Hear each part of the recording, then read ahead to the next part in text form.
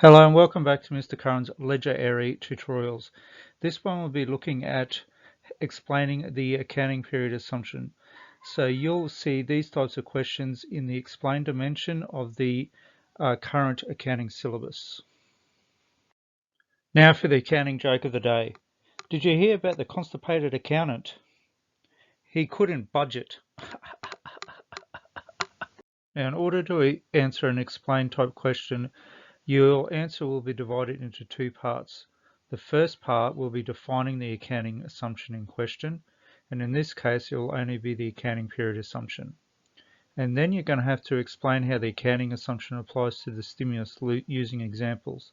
So you're going to get a scenario, and then you're going to have to figure out when would you actually record the revenues and record the expenses, and in which accounting period.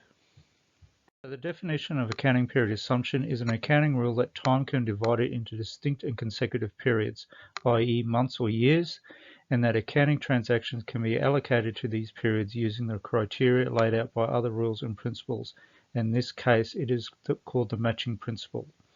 So in other words, the accounting period assumption is used to measure business income and other performance indicators. And those performance indicators are usually financial indicators like return on owner's equity, net profit percentage, gross profit percentage, which we'll be looking at further into the unit. The assumption therefore affects the reported amount of revenues and expenses and when to account for them. So the two rules are: revenues are reported if performed before 30th of June but not paid, and expenses are reported if incurred before the 30th of June but not paid by the business. What the hell does that mean? That means whatever the hell you want it to mean. So that basically means that revenues are recorded in the organization's account when you invoice or record the revenue, even though you have not received the money for doing the work. So for example, you may invoice a business for services performed for the month of June, but not actually receive the money until July. So using the accounting period assumption, you would record that revenue in the month of June, regardless of when you actually receive the money. Same thing with expenses. Expenses are incurred when you receive the invoice, even though you have not paid the bill yet. So you may receive a telephone bill for the month of May, but not actually pay it until July. You would actually incur that expense and account for that expense in the month of May, irrespective of when you actually paid the bill. What I'm talking about might save your life someday, okay? Okay, Mr. Mackey, okay. Okay. Okay? Okay. Okay. Okay.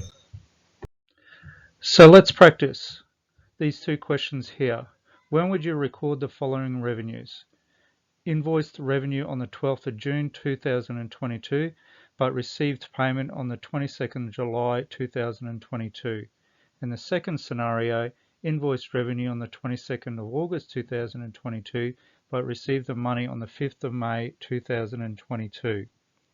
Well, in the case of the first scenario, using the accounting period assumption, you would declare the revenue on the 12th of June as it is when you actually perform the service.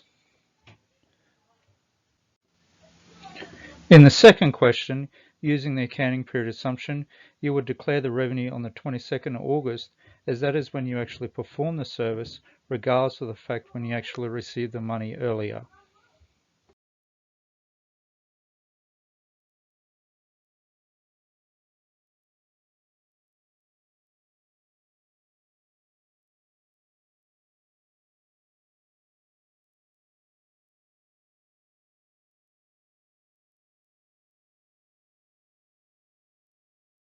Of course.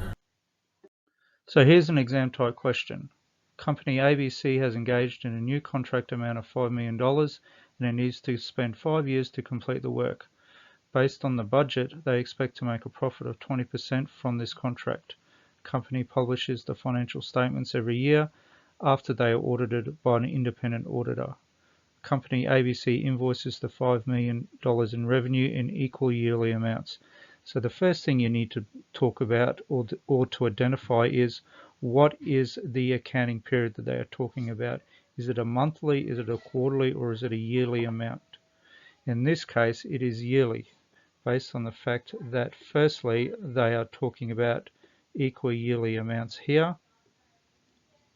And then after here, they publishes the financial statements every year.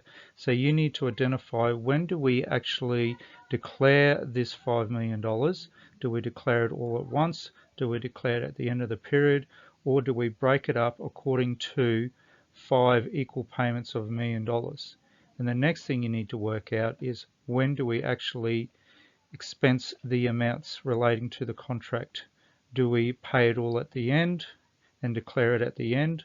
Do we incur the expenses quarterly, or do we incur the expenses every year? Okay, let's go.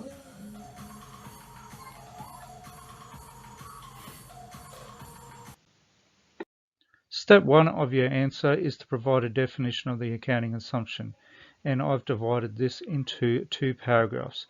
So your whole answer should be around 50 to 100 words. And so the accounting period assumption is the accounting rule that time can be divided into distinct and consecutive periods, and that the accounting transactions can be allocated to these periods. It is used to measure business net income and other performance indicators, and the assumption therefore affects when to report revenues and when to account for expenses. So your answer should have, first of all, a definition and its importance. So the second part of your answer is applying the accounting assumption to the scenario using examples. And the example part is actually figuring out how much revenue you would have to declare in each accounting period, in other words, each year, and how much expenses would actually need to be incurred, and to allocate those expenses to a yearly amount. So using the accounting period assumption here, company ABC would need to allocate the total revenue into 5 separate accounting periods. Now the reason 5 being is because the contract is over a 5-year period. The revenue would be declared across the accounting periods, or $1 million per financial year. And here is my calculations down below. So revenue equals $5 million divided by 5 years, which is $1 million a year. And the cost would be expensed according to the invoices received, or $800.8 million per year, or 800,000. Now how I got that is $5 million times 80%, which is basically worked out from 100% minus the 20% profit, gives you the 80%. And then you divide that by the 5 years. So in other words, the total costs are $800,000 per year. And that is basically your answer for the explain dimension using the accounting period assumption. In summary, the main things to take away from the accounting period assumption are these.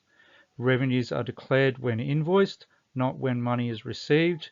Expenses are incurred when you receive the invoice, not when you pay them. And the accounting period looks at dividing each period into distinct periods. And as I said, that could be monthly, quarterly, or yearly. And that is depending on the actual stimulus question itself. Our next podcast will actually be looking at the practical side of the exam for Unit 1, Topic 2, and in particular preparing a profit and loss statement and also a statement of financial position.